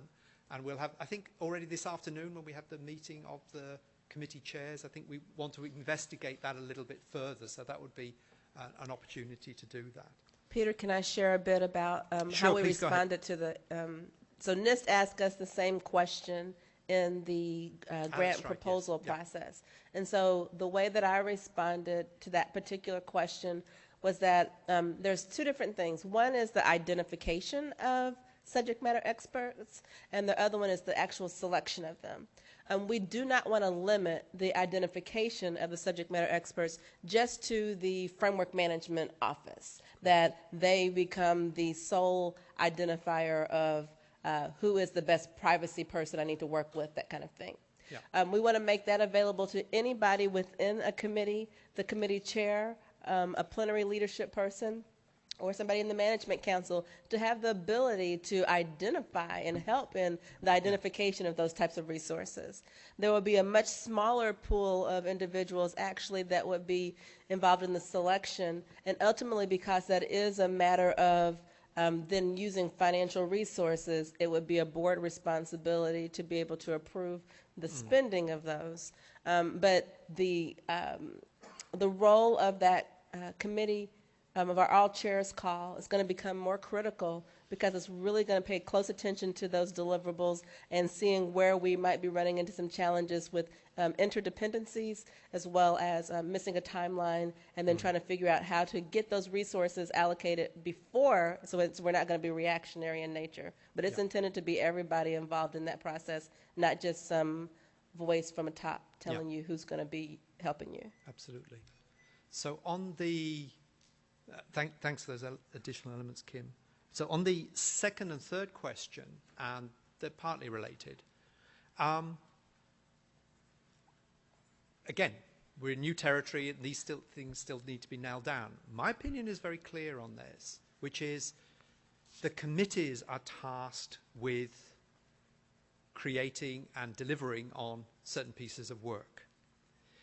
If a contribution from a subject matter expert is a wonderful piece of research or study, but the committee doesn't feel that it actually fits in with the deliverable they want to do, they can discount it or take it on as they see fit. I think it is the committee, and only the committee, that has that responsibility for driving stuff forward. So do we have to take on a point of view that a subject matter expert comes up with and say that this is now the plan or this is now what we have to do? I would say no. I would say it's entirely the responsibility of the committee or whichever group of committees responsible for a piece of work take on. That said, clearly, if you're reaching out to experts and asking for input where you can't do stuff yourself, then it's good to take on advice and opinion and input from other people. But ultimately, this is an organization driven by the work of the committees and approved by the plenary. The plenary remains sovereign there. And to the extent that the work that's being done contributes to that bottom line of deliverables to the plenary, that's great. If there is a complete dissonance between what subject matter experts nominated by a Framework Management Office are providing and what needs to be done, then that's clearly going to be a problem and it needs to be addressed at the earliest opportunity. So I think it's a long-winded way of saying that the simple answer to your question, what weight do we give them? The weight that the committee is prepared to attribute to it. If it thinks it's valuable to a particular deliverable, then they will take it on board. If they feel that it was a nice piece of work but doesn't at all fit with the deliverable or with the mission of the organization, then so be it. On the third question, maybe I'm in dodgy waters here commenting about the relative importance of the NPO, but of course we've been grateful for the support from the NPO and from the contributions made by their office and from the people working with them. A lot of the times, again, it's been very, very useful. There's been occasions, I think very few, where we just sort of said, okay, thanks, nice heads up, but that's not what IDSG is about. Take your wares elsewhere. Generally, however, the contributions have been made because we're on the same wavelength and clearly want to deliver according to the objectives of the organization. So going forward, the INSTIC NPO, or I don't know if it's as a distinct legal entity or NIST, will be a member organization of IDSG. Should we give them any more privileges or weight than anybody else? I don't see why. Should we consider what they say or their contributions any more than anybody else? Maybe, because the reason they're in the position they're in and that they have the resources they have is precisely because they do have something to say to us in this sort of area. But in terms of being led by or driven by what the NSTIC NPO says, no, we're our own organization. We actually had this interesting back and forth with NIST on the submission, which actually gives you a flavor of this, because they were sort of saying, well, we want your detailed work plan for the next 3 years. If we're going to give you money, we need to know that you're definitely going to be spending down all the federal dollars over the next 3 years exactly according to a detailed plan. And I said, well, that's very fine, but we're a member-driven organization. The INSTIC NPO itself wanted this organization to be a body of private sector-led enthusiasts and interested parties in this area, and it's up to the organisation to decide what's going to be done in year 1, year 2, year 3. Clear we need a strategic plan of where we got to get to in that 3-year plan, but unlike a government entity where you can say these are your objectives and these are your outcomes for year 1, year 2, year 3, we have to recognise that the organisation is driven by you guys. And to that extent, it would be incorrect even for us as a leadership to turn around to NIST and say, oh yeah, we got everything planned out and the membership will follow. No, that's up to the membership to decide. But I think, Mike, you wanted to say Anne, do you have another question, or is this on this point? Yeah, I see you, Anne. I just want to round out on this exchange, if we could. I don't know what your question's about. So I just wanted to respond to that since it was about because Mike just, about the NPO, on behalf of the NPO, I think Mike just wanted to say a couple of things to clarify on this. Yeah, so Jeremy conveniently walked out of the room just as you were asking that question. Conveniently walked back in immediately afterwards, so he knew something that none of the rest of us knew. I'll just echo everything that Peter said. That's how the NPO feels. That's what we believe. We are a member of this organization. It is a privately led organization. That's what the president said, and that's what our objective is to be. That's what our mission is to allow this to be a privately led organization that NIST has a role in, the federal government has a role in, just as every other stakeholder that believe they have a role in it. So, I like to think that we're all special. We're all special in the same way, and no one's more special than anyone else. To answer your question directly, so if just as anyone who's contributing to any committee should be heard, the same with the NPO. But there's no reason that anyone from the NPO should have, special privileges or their ideas should be automatically accepted, and we would never want that. It is a decision of the committee and the members of the committee on every decision of the committee. And just to make that totally clear, that is our belief as well in the NPO, and as Peter said, is just part of how the organization should function if healthy. Thanks, Mike. Okay. So, yeah, Anne. Yeah. Anne Rakuya Robbins, World Knowledge Bank. I'm curious about the scoping of the subject matter experts, how that came about. Was this sort of a groundswell from the committees? So that's one question I have. I haven't noticed that myself. I've seen some demand, but not. So that's one question. And of course, what percentage of the budget will go in that direction? And also, are you going to reach out for volunteer subject matter experts instead of paid? So I think there are a number of questions around that need to get fleshed out, and how they will be aligned in terms of policy. Great, thanks. I'll start with your last comment first, because I think that's really important. Just because we have an opportunity for paid subject matter experts, I think you're absolutely right. We should not neglect the fact that both within the organization today and people out there who are actually very knowledgeable about certain subjects that we're covering, and actually could be encouraged to come into the fold and to contribute on a volunteer basis. So I think absolutely, I'm glad you raised that. How did the scoping question, how did it all come about? I think it was two things which sort of came together.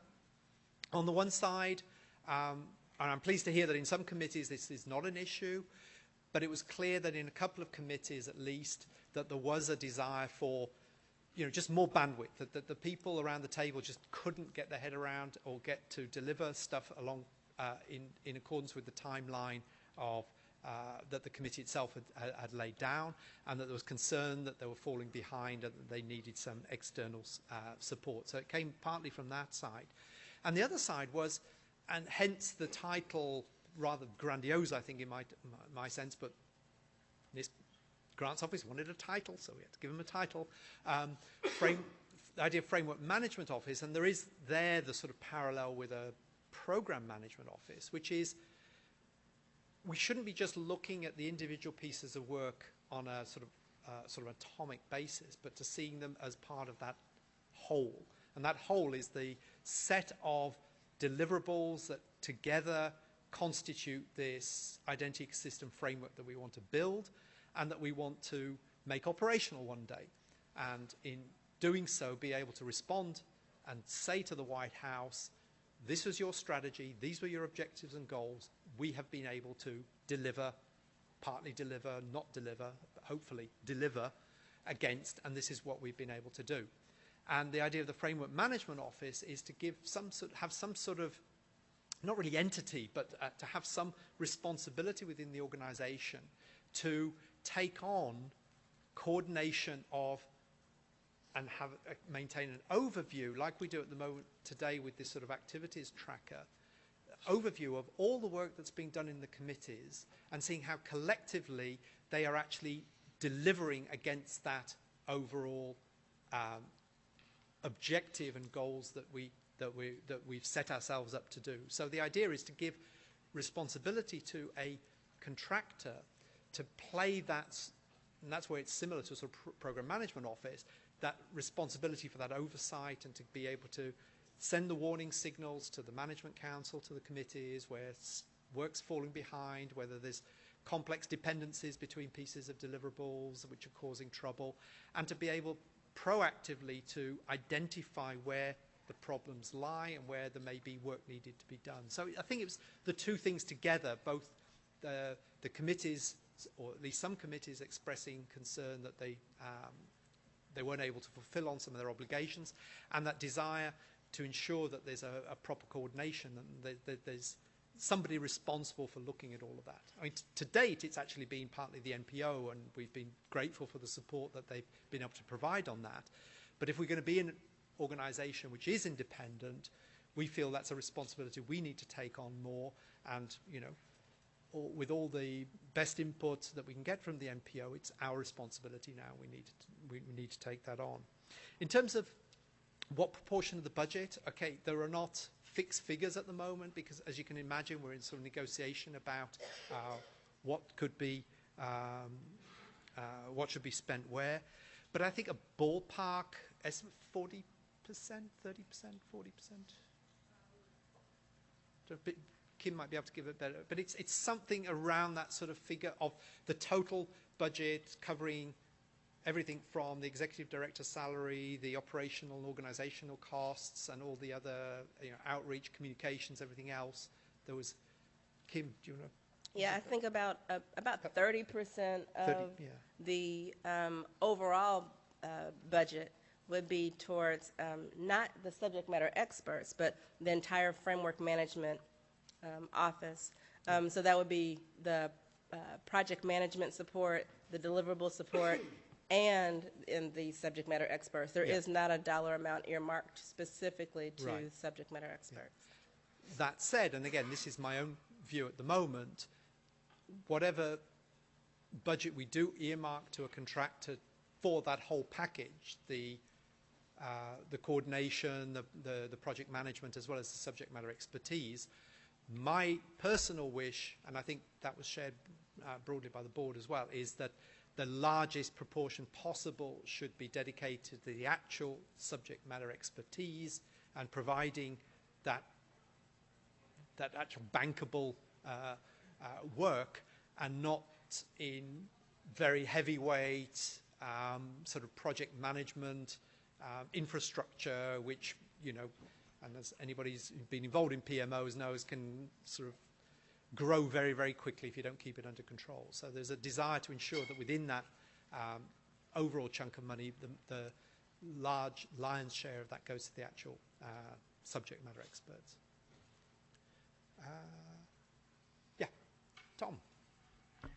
Thank you, Peter. I'm Tom Sullivan. I'm chair of the Healthcare Industry Committee. And I just wanted to make a comment and a plea as we go down the road in developing our new entity and the strategy for it, how important it is, in my opinion, and I believe everyone else on our committee, to keep the active involvement of the NPO, and particularly because most of us on this committee belong to small organizations. There are a few members of organized medicine that attend, but you know, we come under that category in the IDESG framework of regulated industries, and it's so important that the NPO and the Department of Commerce and NIST help us with the regulators of healthcare. It's not just the state, but the federal government. Obviously, having an official liaison from ONC has been terrific. I want to be sure that as their budget gets cut, like everyone else, we can still continue that. And also have our NPO help us keep in contact with CMS, the Center for Medicare and Medicaid Services. Those are the two federal agencies. We're regulated. Healthcare is regulated by a lot of others. Some federal agencies are more or less difficult to collaborate with, and I don't mind, frankly, pointing out the DEA as one of them. But anyway, Medicare and ONC, HHS, it's so important for the Department of Commerce and the NSTIC NPO to help us. In order for us to implement the NSTIC principles, and we bought into them, it's really helpful if we have those contacts and liaisons. So I hope that is part of our strategy continuing. Right. Thanks. Absolutely, Tom. It's not an immediate segue into the next section, but the issue about relationships with other organizations and outreach is something I was going to cover in the last part of my presentation this morning, but your comments are absolutely well noted. Is there any, I don't see any other comments at this stage. Or? Oh, another online question, yeah.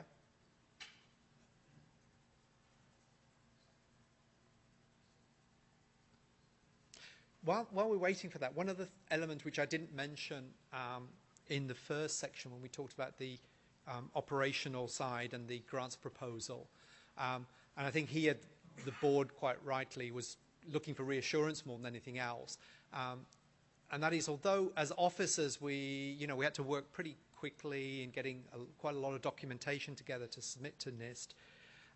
Apart from the sort of what I call the sort of knitting exercise of pulling everything together and doing the text to make the proposal flow from one section to another, everything that we've put in to the proposal is stuff that has been socialized and discussed and agreed with the plenary already. So there's nothing, there's no sort of, and I think, legitimately the board was a bit worried about, you slipped something in there that we haven't agreed on yet. And I think there was, in fact, we got a formal sort of green light on that at the end of the meeting, that everything we've done as officers in making the submission go forward is in line with that.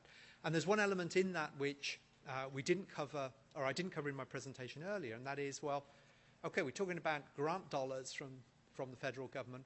What about other sources of revenue? What are we doing about sponsorship? What are we doing about membership fees?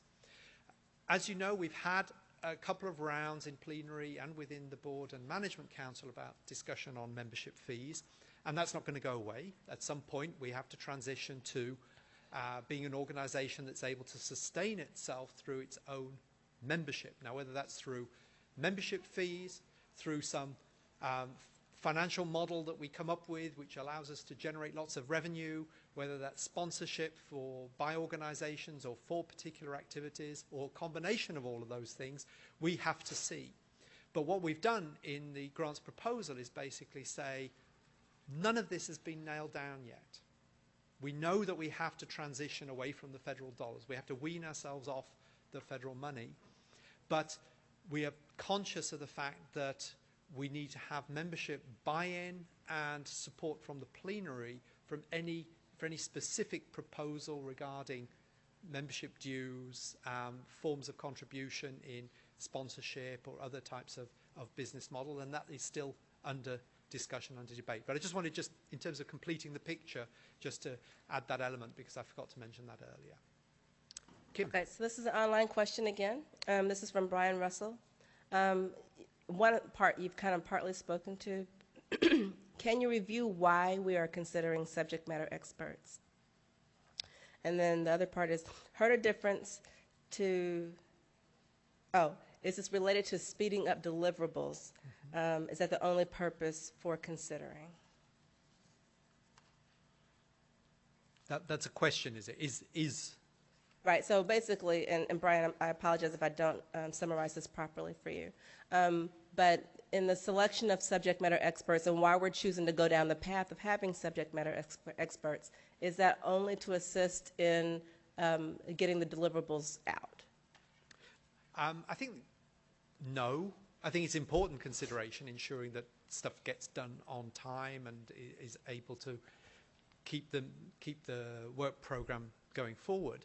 But it's could well be the case, and I've try as much as I can to follow the discussions in various committees on the committee threads or whatever. You see issues that pop up in various committees occasionally, and they say, hey, that's a really interesting idea there. Maybe, you know, if we had more time, we might want to look at that further. And it's sort of, nobody's there really to capture it. And I think one of the concerns I have is that we're an organization in a situation that is unique. And we've had that discussion this morning. We know we're unique because when we set up, we asked, before setting up IDSG, whether there is anything around today that can do the sort of stuff that precludes or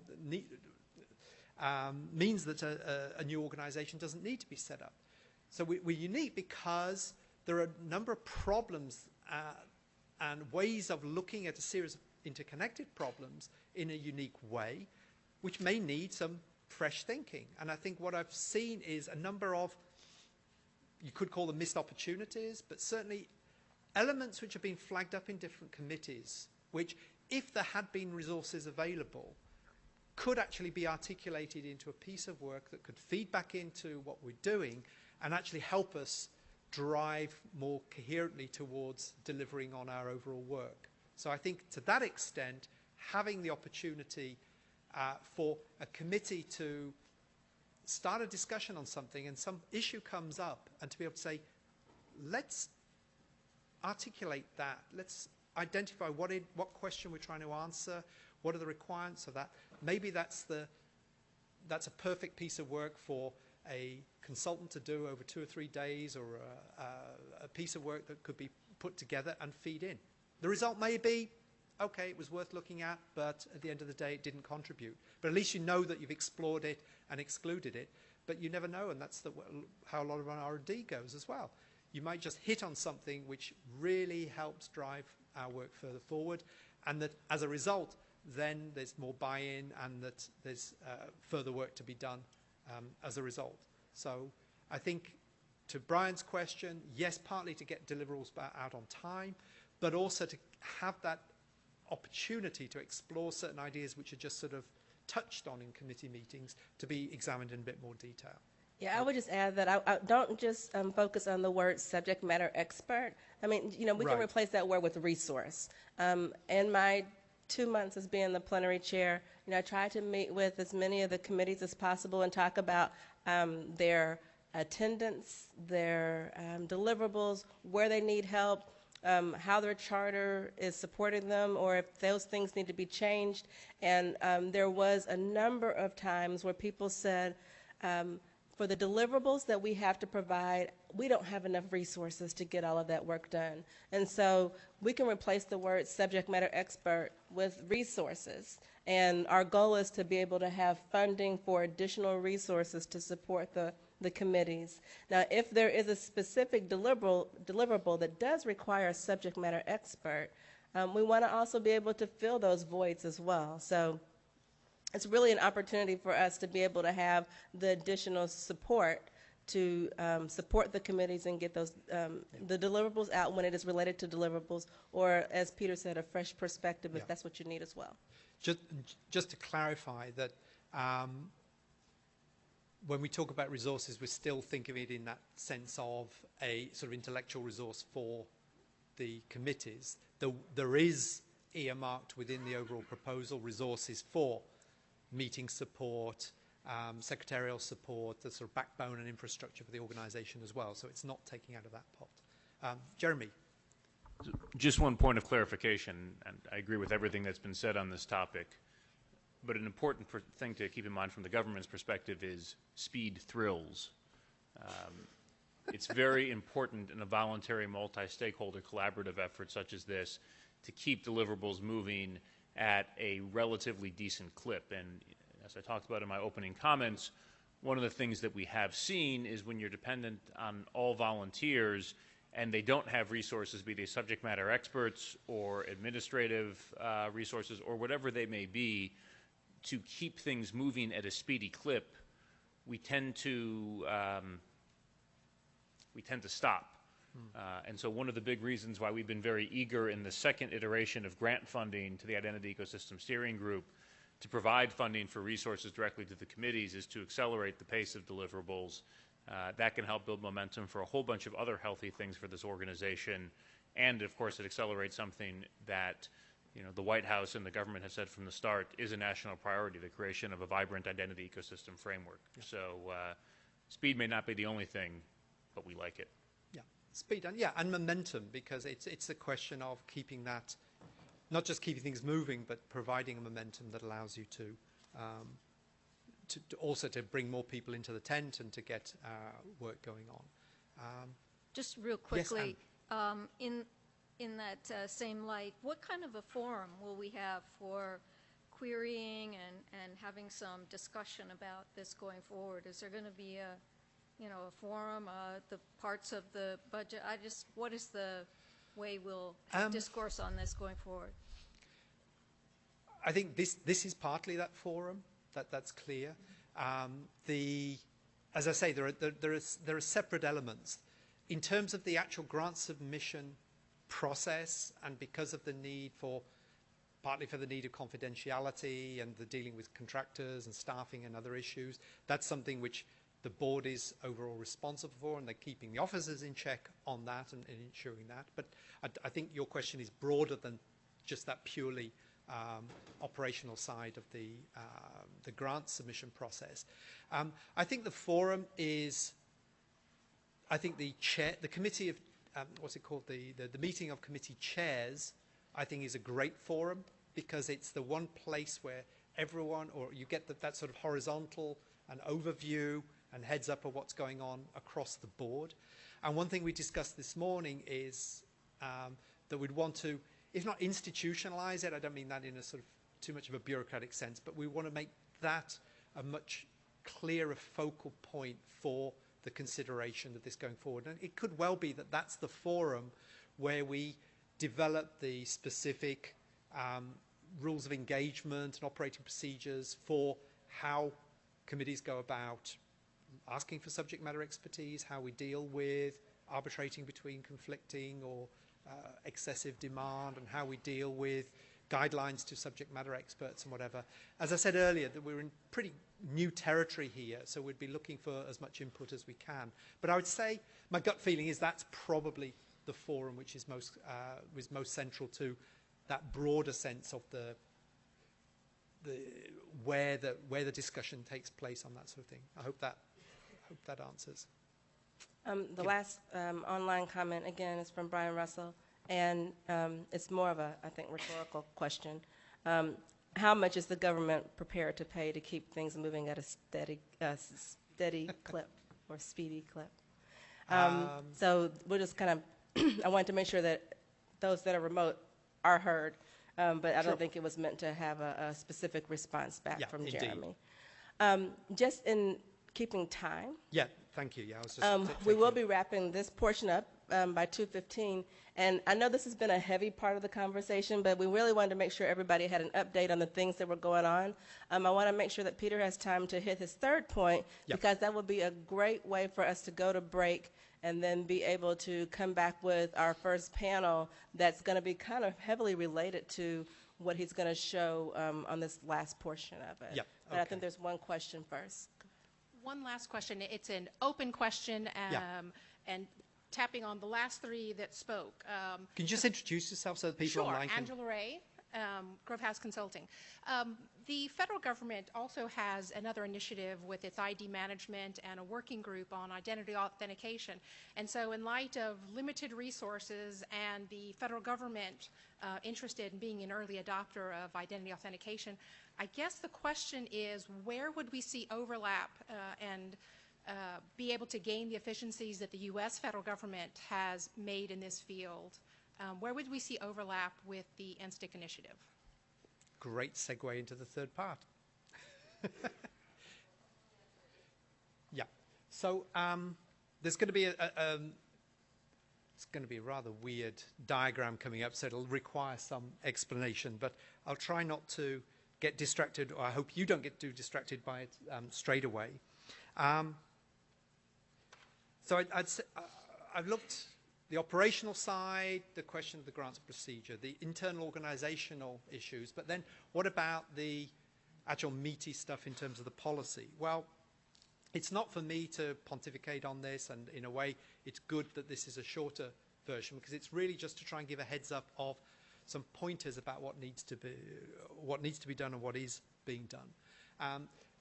There's a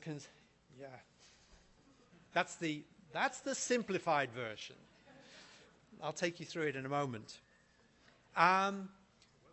We've talked since the beginning of the year, actually before that, about the need for strategic messaging. That isn't strategic messaging, just so that so that we're clear. But we talked about a whole process of defining, our core mission, vision, values, our value proposition, how we break that down into more detailed propositions for particular target groups, for individuals, for organizations, and so on. And many of those sort of items are things which are coming up on the agenda later today and over the next couple of days in terms of, well, what is this identity ecosystem framework that we're talking about? And I know that I think Andrew Hughes, Plenary Vice Chair and one of the co-chairs of the TFTM committee, will be looking at during this plenary. The issue about relationship with other organizations. Again, we had some brief conversation on that this morning in the board meeting about how do we ensure that the outreach that we do is not just a sort of proselytizing, look at IDSG, isn't it wonderful, please come and join the game, although obviously we want to build membership and bring people on board, but to use outreach also as a way of identifying, and this is, I think, part of the response to the last question, identifying initiatives and organizations and projects that are underway which touch on parts of what we're doing, and instead of it being a sort of turf war about who does what best, identifying commonalities, identifying ways to cooperate with other organizations and bodies in such a way that we are able to work together. And we had some discussion in detail in the board this morning, for example, in the field of healthcare, for example, the number of issues that are going on in the area of just that one vertical, that there are opportunities both at the state and the federal level to work with initiatives that are underway, and there are many others. So the issue about ensuring that our outreach work is not just about selling our organization, but identifying and working in common cause with others. And again, as an example of that, later today we're going to have this session looking at the view from consumer groups, and Jim Barnett's going to be leading that session. So what do consumer groups think about the sort of challenges that are coming up in IDSG, and how do we work more with them in the future? So this whole issue about how we relate to other organizations and external work is important. We also had an opportunity this morning, privileged to have Sherry Caddy, the Director for Cybersecurity Policy in the White House, part of the National Security Staff, to join us briefly. And that was an interesting conversation there, which actually spilled over just into the break. We're looking at where we should think as an organization, at what point, if any, we want to leverage the fact that what we're doing is in response to a White House national strategy and a national priority, that at some point we may want to identify some event together with or hosted at the White House together with the White House famous cupcakes, to see whether there's an opportunity to work together with the White House to get some greater profile or exposure to the work we're doing. But I think Sherry quite rightly underlined, that shouldn't be your end game, and none of us should be looking at sort of saying, getting something presented at the White House or hosted by the White House is somehow our ultimate objective. We should see that rather as a means towards a particular objective. And I think part of our challenge is going to be we've limited number of chips to play with regard to the White House. So if we want to leverage that relationship, we need to be very clear what it is we're trying to articulate, what we want to do as a result of such engagement. And Sherry sort of put it is, you've got to be able to answer the question, and then what? And I think the challenge for us in many of the areas is, in terms of our engagement externally, is to be able to think, okay, and then what? So a bit in that direction, for 2 days back in April, in the luxurious downtown retreat known as the Department of Commerce, we worked together with an external consultant, Scott Spann, on identifying a number of what he called leverage points, and there was another phrase I've forgotten completely, but anyway, that's the bit I remembered from my homework. What we did was a series of exercises over 2 days in small groups, in various discussions together as a whole, as well as those groups, to really try and focus in on what are the key things that IDSG as an organization can and should do, which, having been done, would result in moving our game forward onto the next level. So part of the challenge was to sort of say, well, what are the things causing problems today? And those are reasonably well articulated in the original INSTIC document. And as a process of sort of unbundling those and what they mean, we went through a process of identifying a number of what he called leverage points, of identifying those 3 or 4 things that if we do and we do well, we'll actually have a substantial impact. What was interesting is, I don't know, some of you may be familiar with things like root cause analysis, or looking at how relationships between cause and effect. This isn't a sort of pure root cause analysis exercise, but there are elements in common which allow you to sort of go back through unbundling a series of issues and see what is at the core of certain concerns and in terms of objectives that you need to achieve.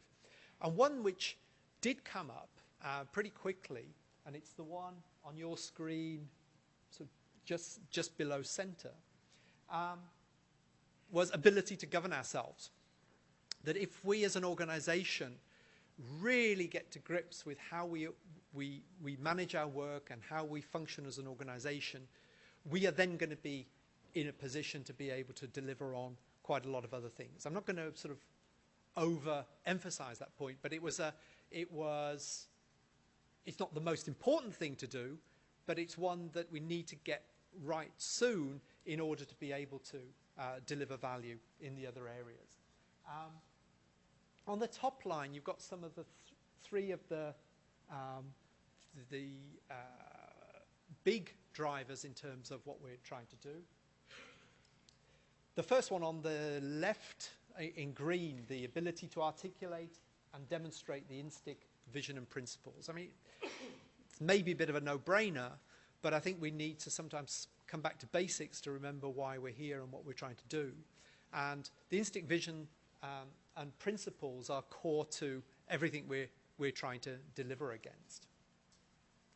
And in support of that, there are 2 other key areas that we'd identified, which were the ability to catalyze adoption and the ability to attract big players. On both of these, the concern was, okay, we developed this identity system framework, and so what? It's not sufficient for us to be right and to get the right sort of framework, the right combination of policies and standards and recommendations and guidelines. We've got to have, as an organization, a clear plan and a strategy for getting it out there and to find ways to, as that phrase says, to catalyze adoption.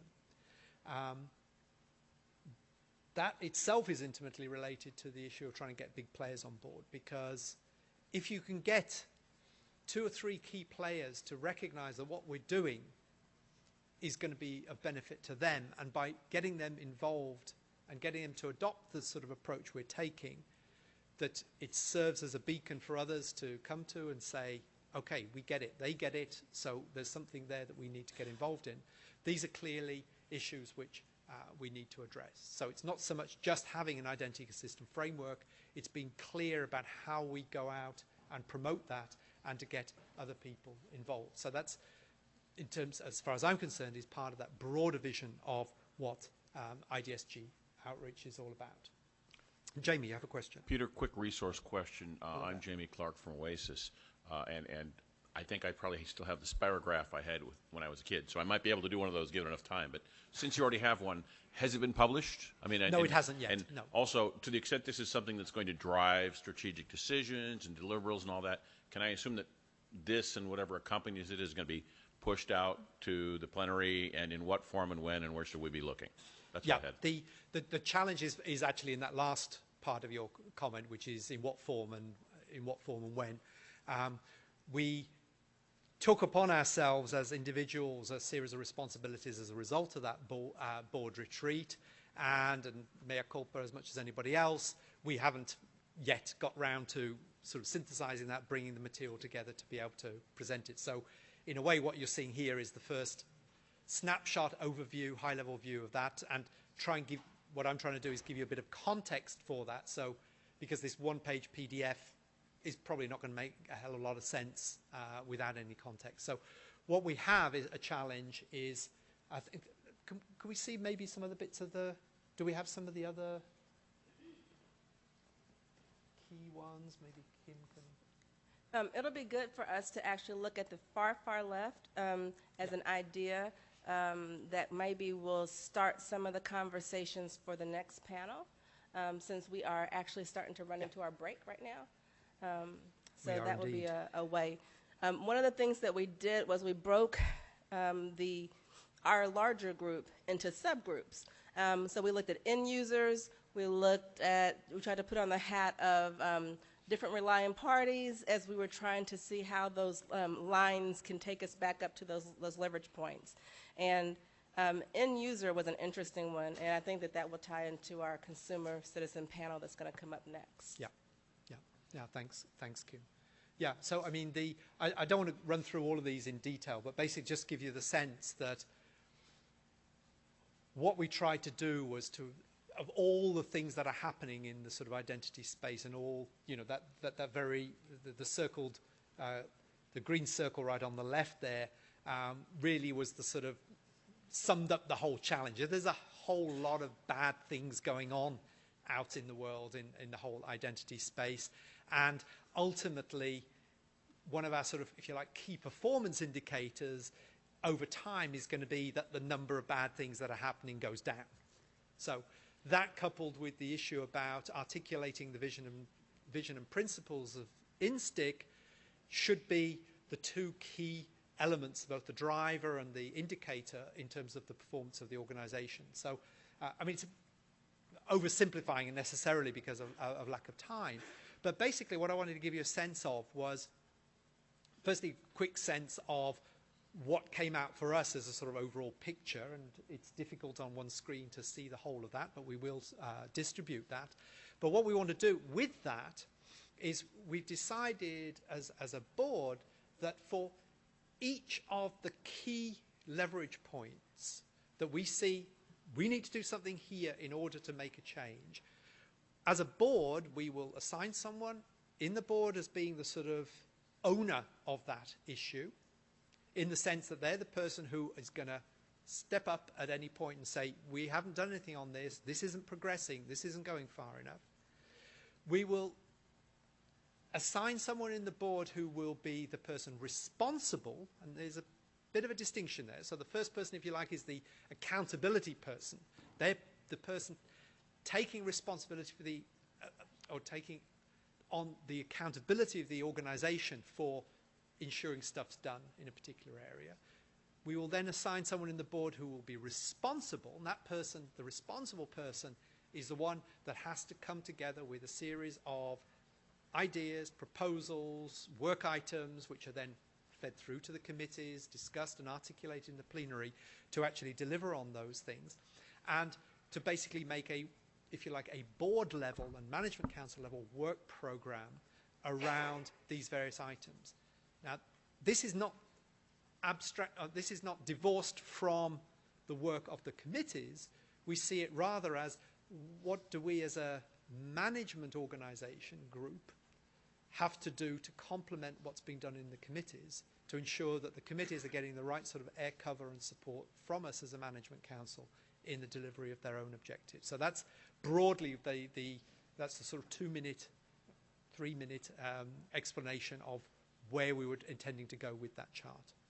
Kim, you wanted to? No, I'm just cutting us off now.